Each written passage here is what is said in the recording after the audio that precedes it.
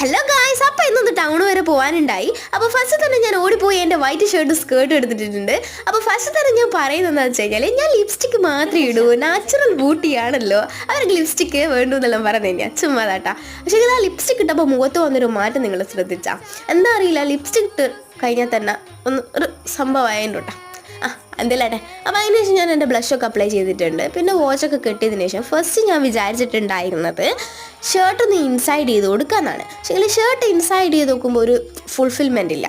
അപ്പോൾ എന്തെന്നാണ് തിരിയാത്തത് കൊണ്ട് ഞാൻ ഇങ്ങനെ നോട്ട് ഇട്ട് കൊടുത്തതിന് ശേഷം ഹെയറൊക്കെ കെട്ടിയതിന് ശേഷം ഞാൻ കണ്ടപ്പോൾ എനിക്ക് എന്തോ ഒരു സുഖം തോന്നിയില്ല. അപ്പോൾ വേഗം ഹെയറിൻ്റെ രണ്ട് സൈഡിലും ഒന്ന് ഇഴയുണ്ടാവില്ലേ, അതൊന്ന് സ്ട്രെയിറ്റൻ ചെയ്ത് വിട്ട് കൊടുക്കുകയാണ്. അപ്പോൾ തന്നെ മൊഞ്ചായി എന്നാണ് വിചാരം. കണ്ടില്ലേ ഗായ്സ്, ഷർട്ടിൻ്റെ നോട്ട് മാറി.